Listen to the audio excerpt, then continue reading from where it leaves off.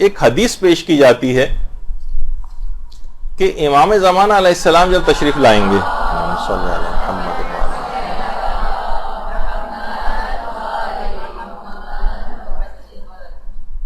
تو وہ فقہا سے انتقام لیں گے. ایک حدیث ہے اور یہ سوشل میڈیا کے اوپر پوری پھیلائی جاتی ہے اور باقاعدہ کتابوں کے حوالوں کے ساتھ ہوتی ہے. اچھا وہ کتابوں کے حوالے کتابوں میں موجود ہے لیکن ابھی میں بتاتا ہوں کہ اس کی کیا ہے. مثلا وہ کہیں گے دیکھیے جناب الزام الناصب کے اندر موجود ہے علامہ علی حائری یزدی حائری کی جو کتاب ہے اور چہرہ درخشاں امام زمانہ کے نام سے اس کا فارسی ترجمہ بھی ہو چکا ہے اور شاید کہ میرا خیال ہے کہ اردو ترجمہ بھی ہو چکا ہے. تو اس کے اندر بھی یہ روایت موجود ہے کہ امام زمانہ فقہا سے انتقام لیں گے. پھر جو ہے دلائل الامامہ اس کے اندر بھی یہی حدیث موجود ہے. اس کا بھی حوالہ آپ کو ملے گا لکھا ہوا اس حدیث کے ذیل میں. یوم الخلاص جو کہ کامل سلیمان کی کتاب ہے اس کے اندر بھی یہی والی روایت جو ہے وہ لکھی ہوئی آپ کے سامنے پیش کی جائے گی کہ امام زمانہ جب آئیں گے تو فقہا سے انتقام لیں گے. اچھا اب دیکھیے یہ جو حدیث ہے نا اصل میں حضرت امیر المومنین علیہ الصلوۃ والسلام صلی اللہ علیہ محمد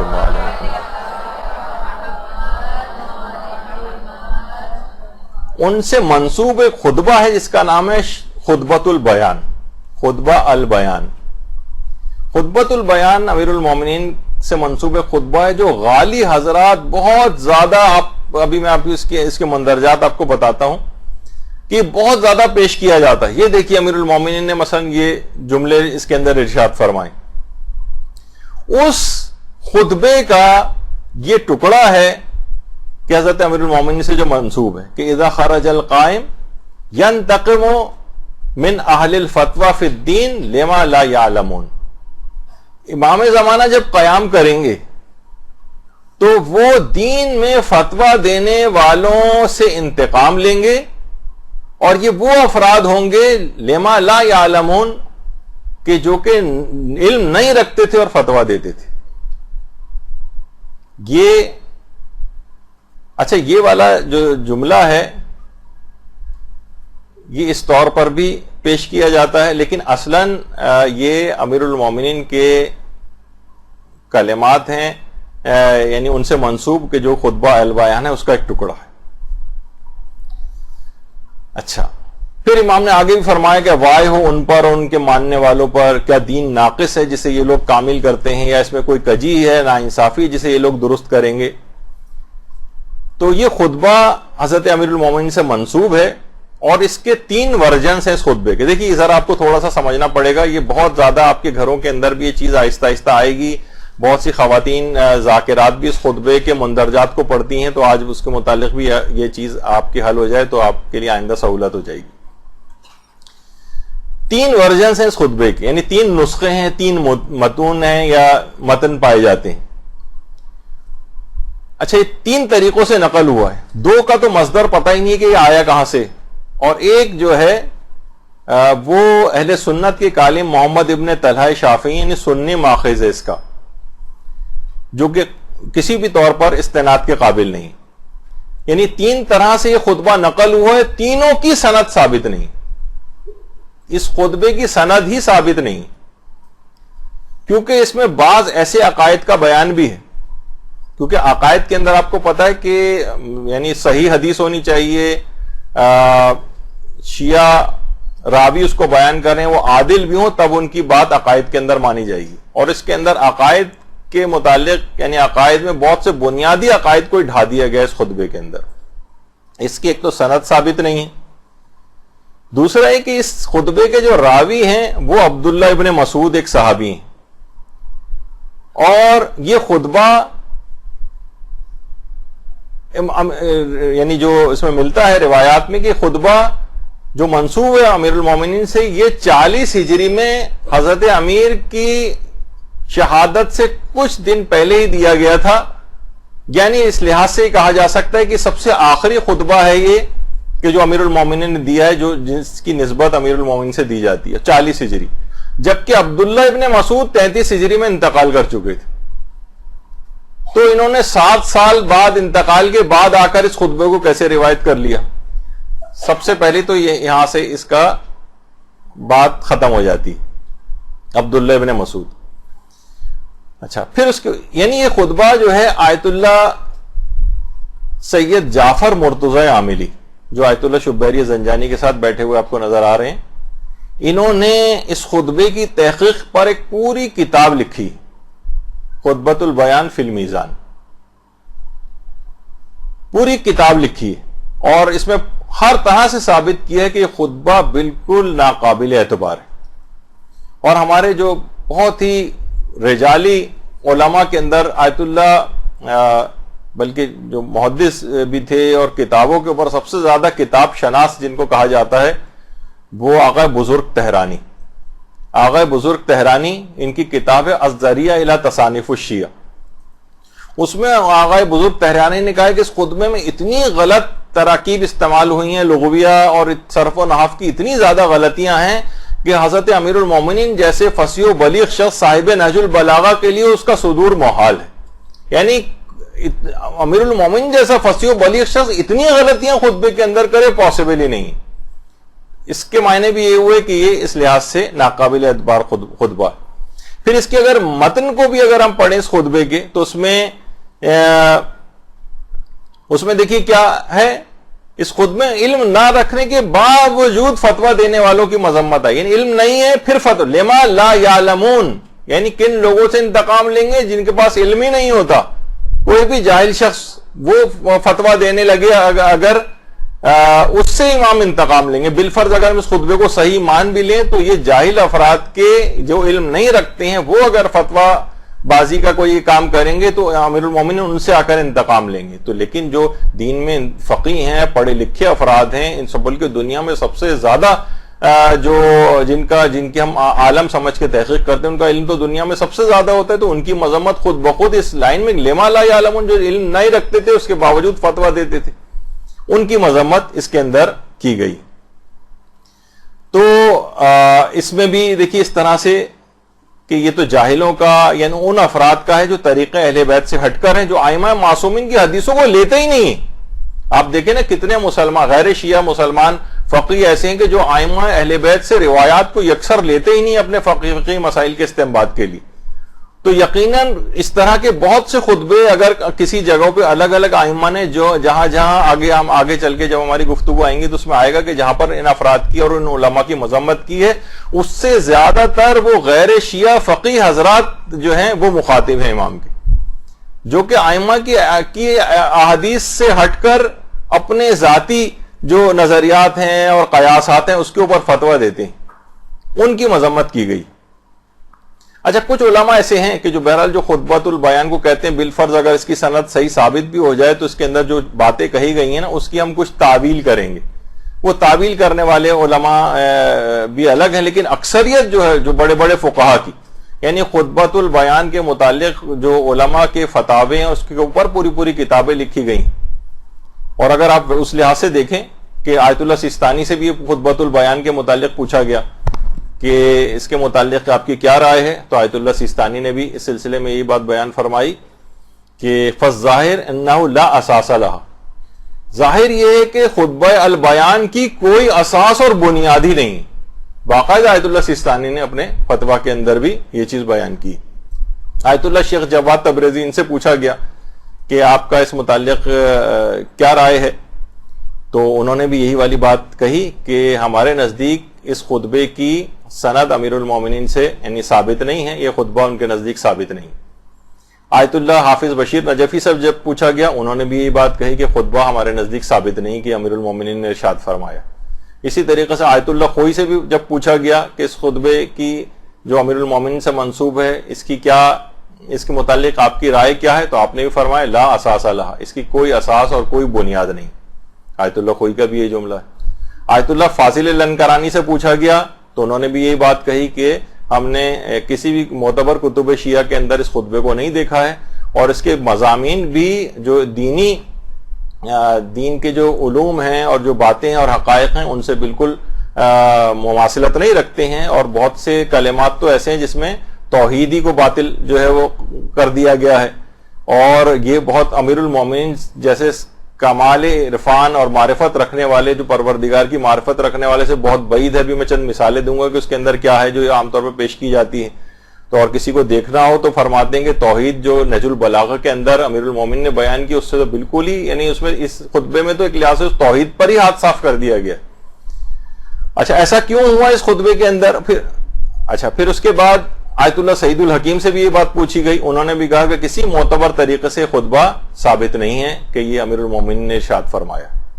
علامہ مجلسی بھی کہتے تھے کہ یہ خطبہ اور اس طرح کے جو اور خطبات ہیں غلات کی کتابوں کے اندر، غالیوں کی کتابوں وغیرہ کے اندر، یا اس طرح کے افراد کی جو کتابیں ان کے اندر جو ہے وہ پایا گیا ہے. اور آیت اللہ حسینی شاہرودی سے بھی جب پوچھا گیا تو انہوں نے کہا یہ جو خطبہ ہے اس کی سند کے لحاظ سے معتبر نہیں، اور معتبر اسناد سے ہم تک یہ نہیں پہنچا، اور نہج البلاغہ اور دیگر معتبر کتب میں بھی یہ خطبہ وارد نہیں ہوا. متن کے لحاظ سے بھی اس میں اضطراب پایا جاتا ہے، اور ایسی تعبیرات، الفاظ اور مطالب ہیں جو ممکن ہی نہیں ہے کہ امام علیہ السلام سے صادر ہوا. اور آیت اللہ ناصر مکارم شیرازی بیان فرماتی ہیں یہ خطبہ مجعول ہے، جعل کیا گیا ہے، بنایا گیا ہے، لوگوں نے خود بنایا ہے بیٹھ کے اس کو. اچھا اس سے ملتا جلتا ایک اور بھی خطبہ ہے، یہ بھی آپ کو، یہ اکثر فیس بک وغیرہ کے اوپر اس کے مندرجات امیر المومنین کے فضائل کے لحاظ سے یہ بیان کی جاتے ہیں. خطبہ افتخاریہ، یہ ذرا ہٹ کر ہے لیکن اس کا بھی لب و لہجہ بہت حد تک خطبہ البیان سے ملتا ہے. اس کے اندر بھی بہت ساری باتیں دیکھیے اسی قسم کی ہیں. مثلا اگر آپ ضروری نہیں کہ خطبے کی ہر بات غلط ہو، لیکن کچھ باتیں اس کے اندر ایسی ہیں کہ اگر اس کو اگر انسان پڑھے، مثلا لکھا ہے کہ میں ہی صاحب حشر و نشر ہوں، اور میں ہی عابد ہوں اور میں ہی معبود ہوں. یعنی امام امیر المومنین کہہ رہے ہیں میں ہی عابد ہوں، میں ہی معبود ہوں. تو اس طرح کے بہت سارے الفاظ ایسے ہیں کہ جس میں یہ چیزیں ان خطبات کے اندر جو ہے توحید کے اوپر کافی ہاتھ صاف کیا گیا. تو بہرحال آیت اللہ سعید الحکیم سے جب خطبہ افتخاریہ کے متعلق پوچھا گیا تو انہوں نے یہی کہا کہ یہ خطبہ بھی ہمارے نزدیک اس کی نسبت امیر المومنین سے ثابت نہیں ہے.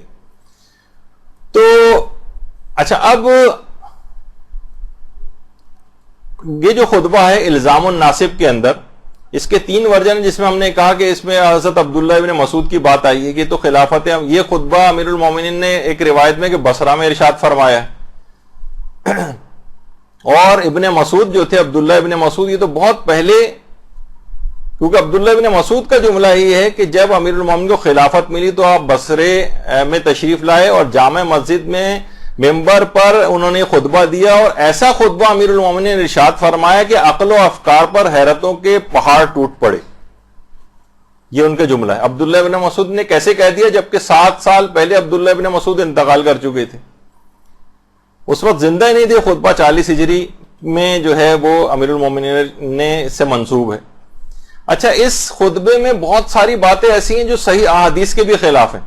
مثلا اس کے اندر ایک چیز ہے کہ حضرت عیسیٰ مدینے میں امام زمانہ کی تدفین کریں گے، جبکہ امام زمانہ کے انتقال یا مثلا شہادت کے بعد ہمارے ہاں صحیح روایات سے بات ثابت ہے کہ تدفین کے لیے امام حسین علیہ السلام کی رجعت ہوگی، اور وہ خود اللہم صلی علی محمد و آل محمد،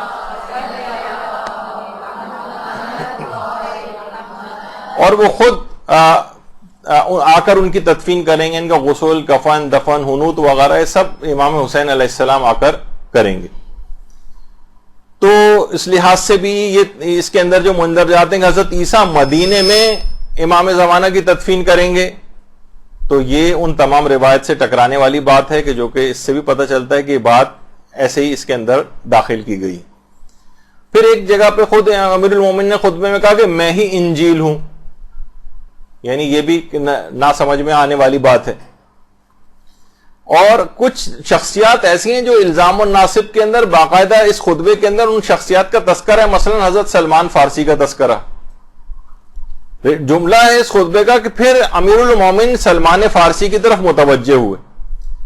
اچھا اب خود سلمان فارسی کی وفات 34 ہجری میں ہو چکی، اور خود یعنی 6 سال پہلے اس خطبے سے تو یہ کیسے ممکن ہے کہ 40 ہجری میں امیر المومنین نے خطبہ دیا، اس وقت سلمان فارسی بھی موجود تھے؟ اس کا مطلب ہے یہ بھی ایک جھوٹی بات اس کے اندر آ گئی۔ پھر اسی طریقے سے حضرت مقداد کے متعلق ہے کہ حضرت مقداد نے کھڑے ہو کر کہا کہ مولا میں قسم کھاتا ہوں، تو ان کی وفات بھی 33 ہجری میں، حضرت مقداد کی تمام مورخین متفق ہیں کہ مقداد 33 ہجری میں دنیا سے جا چکے تھے۔ تو یہ انہوں نے آ کر، اچھا قسم بھی کیا کھائی انہوں نے؟ مقداد نے کہا کہ امیر المومنین میں آپ کے سامنے ہیکل آسن کی قسم کھاتا ہوں، ہیکل سلیمانی۔ ہیکل سلیمانی یہودیوں کے ایک یہودیوں کے مقدسات میں ہے۔ یعنی کیسے ممکن ہے کہ یہودیوں کے مقدسات والی چیز وہ مقداد جو ہیں وہ امیر المومنین کے سامنے یہودیوں کے مقدسات کی قسم کھائیں اور امیر المومنین خاموش رہیں؟ دیکھیے آپ نے ایک چیز سنی ہوگی، اب معلوم نہیں سنی ہے یا نہیں، تابوت سکینہ۔ اچھا تابوت سکینہ ایک سمجھے ایک لحاظ سے ایک باکس تھا، یعنی جو ایک عمومی تاریخ ہے اس کی کہ حضرت آدم کو وہ دیا گیا تھا، حضرت آدم سے چلتا ہوا وہ حضرت داؤد تک آیا تھا۔ حضرت داؤد کے پاس جب آیا تھا تو اس کے اندر عصائے موسیٰ وہ موجود تھا، اسی کے اندر توریت موجود تھی، اور کوہ سینا پر حضرت موسیٰ کو جو تختیاں دی گئی تھیں وہ بھی اس تابوت سکینہ کے اندر موجود تھیں، اور وہ برتن بھی موجود تھا جس سے من و سلوہ اترا کرتا تھا اس تابوت کے اندر۔ اچھا اس تابوت سکینہ کو یہودی قبلے کے طور پر بھی استعمال کرتے تھے، قبلے کے طور پر۔ اچھا اس تابوت سکینہ کی حفاظت کے لیے اس پر حضرت داؤد نے ایک مضبوط عمارت جو ہے وہ تعمیر کروائی، اور یہ عمارت اس کے بعد حضرت سلیمان کے دور میں مکمل ہوئی۔ اس عمارت کا نام ہیکل سلیمانی یا ہیکل سلیمان مشہور ہے۔ اچھا پھر تاریخ میں ہے کہ جو اس تابوت کے اوپر جو عمارت بنائی گئی تھی وہ ہیکل سلیمانی تھی۔ پھر اہل بابل نے جب حملہ کیا تھا، اہل بابل کی ایک تہذیب، چھوڑو بابل کا گھر والا وہ دماغ میں آ رہا ہوگا آپ کے، لیکن یہ وہ والا نہیں ہے۔ بابل کی جو ہے ایک تہذیب تھی اس زمانے میں، اہل بابل نے جب حملہ کیا تھا یہاں پر تو اس تابوت سکینہ کو یا اس کو اپنے ساتھ لے گئے تھے، یہ آسمان پر اٹھا لیا گیا تھا۔ اچھا یہودی ابھی بھی یہ دعویٰ کرتے ہیں کہ مسجد اقصی جس جگہ پر ہے وہیں پر ہی ان کی عبادت گاہ تھی یا معبد تھا، اور وہ چاہتے ہیں کہ اس مسجد کو ڈھا کر، مسجد اقصی کو ڈھا کر یہاں پر ہیکل سلیمان کو دوبارہ تعمیر کیا جائے۔ اسرائیلیوں کا جو مین اس وقت وہ ہے نا جس کے لیے وہ اتنے مظالم کر رہے ہیں، یعنی وہ ان کا پوائنٹ آف ویو ہے، میں اس لحاظ سے بات بتا رہا ہوں، وہ غلط ہے ان کی یہ باتیں، لیکن وہ چاہتے ہیں کہ اسی جگہ، وہ کہتے ہیں کہ اسی جگہ پر ہمارا معبد تھا ابتدائی طور پر، مسجد اقصی اس کے بعد میں بنائی گئی، تو اس لحاظ سے ہمارا ہی اس کے اوپر حق ہے، اور ہم اس جگہ پر ہیکل سلیمان کو جو ہے وہ دوبارہ تعمیر کریں گے۔ تو ہیکل سلیمان یہودیوں کے مقدسات تھے، یعنی یہ کیسے ممکن ہے کہ مقداد جو امیر المومنین کے سامنے ہیکل سلیمان کی قسم کھائیں اور امیر المومنین خاموش رہیں؟ اچھا ایک تو یہ بات ہو گئی اس پہ، یعنی یہ ممکن ہی نہیں ہے۔ ابھی میں آگے چل کے اس میں ذکر کروں گا کہ آگے چل کے ذکر کرتے ہیں، اس کو چھوڑی۔ تو اس خطبے میں آگے کیا فرمایا کہ امام زمانہ آ کر قیاس کو مضبوط کریں گے، جبکہ بالکل غلط ہے۔ امام زمانہ آئیں گے تو کسی قیاس کی کوئی ضرورت ہی نہیں ہوگی، بلکہ امام زمانہ قیاسات کو سب کو ڈھا دیں گے، اور ایک یقینی اور ایک بات کو جو ہے وہ لوگوں کے سامنے پیش کریں گے۔ خود ایک بہت عجیب و غریب بات ہے کہ امام زمانہ قیاس کو آ کر مضبوط کریں، جس کی خود اتنی زیادہ مذمت کی گئی۔ پھر اس خطبے کے اندر بے تحاشا غلو پایا جاتا ہے۔ مثلا اس کے اندر یہ خطبے میں کہ میں مسبب الاسباب ہوں، جو پروردگار عالم کی ذات ہے اس کے متعلق امیر المومنین نے اپنی طرف نسبت دیں، ممکن نہیں ہے۔ پھر آگے فرمایا کہ میں ہی اول و آخر و ظاہر و باطن ہوں، اور پھر آگے اس سے یہ فرمایا میں ہی شاخوں پر پتوں کو اگاتا ہوں۔ پھر آگے فرمایا کہ میں ہی موسیٰ کا عصا ہوں، یعنی نہ سمجھ میں آنے والی بہت سی باتیں ہیں۔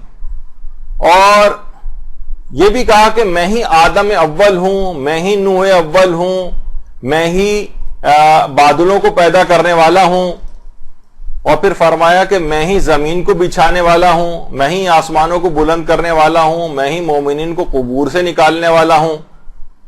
یہ امیر المومنین کے جملے آپ دیکھ رہی ہیں. میں نے ہی سورج کو روشن کیا ہے، میں نے ہی ستاروں کو پیدا کیا ہے، میں ہی قیامت برپا کروں گا، اور میں ہی ارحام میں صورتیں بناتا ہوں، یعنی ماؤں کے پیٹ میں بچوں کی صورتیں وہ بھی میں بناتا ہوں. تو میں ہی غفور و رحیم ہوں، میں ہی عصائے موسیٰ ہوں، میں نے ہی انبیاء اور مرسلین کو مبعوث کیا ہے.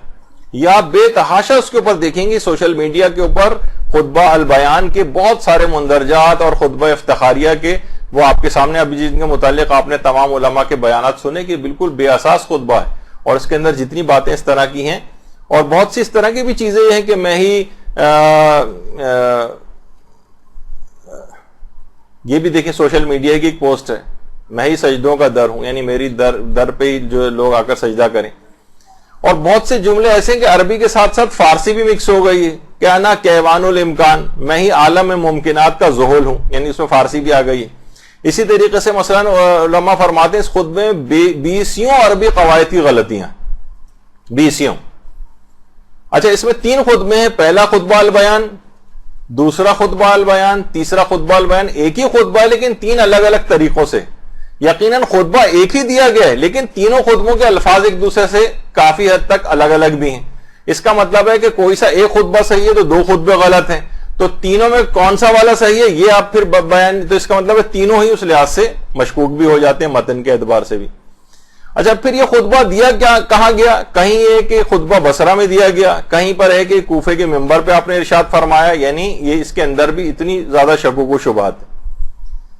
تو اب علماء یہ فرماتے ہیں کہ یہ لگتا یہ کہ خطبہ بالفرض اگر دیا بھی گیا تھا نا تو یہ غالیوں کے ہتھے چڑھ گیا، اور غالیوں نے اس کے اندر غالیانہ عقائد داخل کر دی. یہ پہلے بہت ہوتا تھا کہ لوگ امیر المومنین کے نام، آج بھی آپ نے دیکھا کہ سب سے زیادہ خود ہمارے برادران اہل سنت بھی کہتے ہیں، باقاعدہ ٹی وی کے اوپر انہوں نے آ کے کہا کہ ہر کوئی بھی بات بہت آسانی کے ساتھ حضرت علی علیہ السلام سے منسوب کر دی جاتی. آپ دیکھیں سوشل میڈیا اور واٹس ایپ اور فلاں اور میسیجز، کوئی بھی کسی کوئی فلسفی کا بھی قول ہے نیچے حضرت علی نے فرمایا لکھا ہوتا ہے مثلا، یا اوپر لکھا ہوتا ہے اس کے. تو یعنی بہت آسانی کے ساتھ کہ لوگ بڑے آرام سے امیر المومنین کی بات، ان کا نام دیکھ کر اس چیز کو ایکسپٹ کر لیں گے. تو جھوٹ بہت زیادہ ان سے منسوب کیا گیا، اور یہ پہلے بھی ہوتا تھا.